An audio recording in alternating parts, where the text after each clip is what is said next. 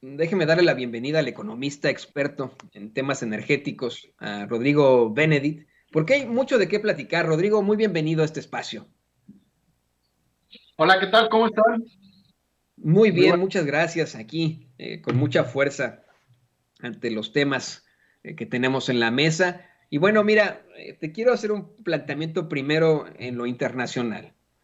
El hijo de nazis, así fue planteado por compañeros corresponsales en España, integrante de Vox, fan de Trump, porque él mismo se autodenomina fan de Trump, defensor de Augusto Pinochet y eurodiputado Hermann Terst, salió con que le halaga que una, entre comillas, ¿no? Jauría izquierdista use el lenguaje del presidente López Obrador y que le atribuyan toda la maldad, pero él es el que usa el lenguaje del mandatario en primer lugar, ¿no? Pues le llama borregos a sus detractores. Lo que sí, estimado Rodrigo, es que en algo considero no se equivoca. A pesar de sí ser un tipo despreciable, se le atribuye solamente a él la maldad cuando ese Parlamento Europeo votó sesgada e ignorantemente casi de manera unánime, ¿no? Esto en contra del gobierno de México. ¿Qué nos puedes decir sobre esto, Rodrigo? Hola, Antonio. Bueno, gracias por la invitación y un saludo a los que nos visitan hoy. Bueno, a ver, este diputado lo que dice es que le halaga que una jauría de izquierdistas y borregos utilicen el lenguaje del presidente López Obrador y que le atribuyan a él prácticamente la resolución, aunque se votó a favor por una mayoría considerable, con dos abstenciones y me parece que alrededor de 73 votos en contra.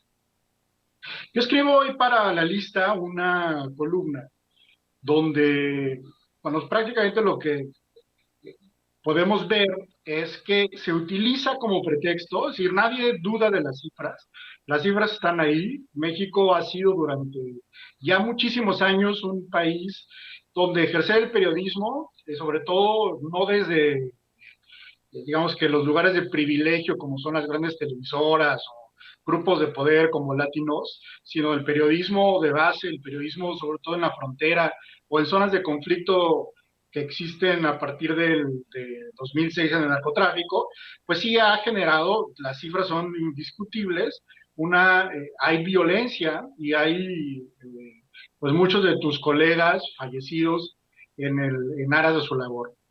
Eso nadie lo va a negar, pero atribuirle que la inercia de esto continúe durante el gobierno del presidente López Obrador y casi que dedicarle a él únicamente esto, en realidad es una forma pues muy vil de utilizar de forma como un pretexto la infame violencia que sufren los periodistas en nuestro país para colocar dos agendas en particular. La agenda ideológica de la ultraderecha que domina el Parlamento y la agenda de las empresas europeas que ven afectadas o están mal informadas, pero en realidad ven afectadas sus intereses con la reforma eléctrica del presidente López Obrador.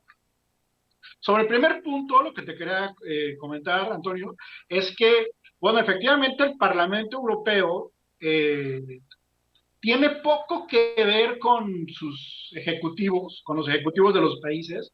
De hecho, no se agrupan en países. En el Parlamento, las bancadas no son bancadas por país, sino tienen grupos parlamentarios ideológicamente afines. Y hay una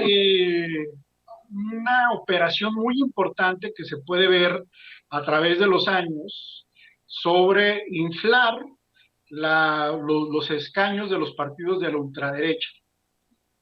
Esto se ha hecho y esto es importante decirlo, dado el contexto que estamos viviendo, con dinero del Kremlin. Es decir, hay muchos intereses que el gobierno ruso fue inflando, por así decirlo, con partidos de ultraderecha, con Matteo Salvini en Italia, con Marine Le Pen en Francia, con Vox en España y con Víctor Urban en Hungría.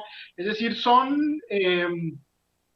es una estrategia de Rusia, muy pragmática, por supuesto, del presidente Putin, de ir erosionando las instituciones europeas y el corazón de esto es la Comisión Europea y el Parlamento en Bruselas, ¿no? Entonces, a ver, el Tratado de Libre Comercio que se firmó con México y la Unión Europea en julio, que entró en vigor que se firmó antes, pero entró en vigor en julio del 2000, pues nos dan unas cifras pues también que nadie puede negar. Aumentamos nuestro comercio con la Unión Europea en casi 300% desde aquel entonces. Hay un flujo migratorio muy interesante, hay inversión europea y española, sobre todo en México. Es decir, lo que pasó la semana pasada da mucha pena porque es el Parlamento Europeo, sobre todo los escaños de ultraderecha que dominan casi el 20% del Parlamento, pero que son muy vociferantes y que tienen una agenda muy particular que conocemos, es decir, lo conocemos muy bien porque tuvimos a Donald Trump como vecino y ese es el tipo de política que llegan a hacer, una especie de derecha trompista en su narrativa, y eso fue lo que fueron a incendiar, digamos, el Parlamento Europeo la semana pasada, inflado, digamos, por los intereses de las empresas europeas que ven afectada por alguna forma del gobierno nacionalista de López Obrador. Y ahora que mencionas y le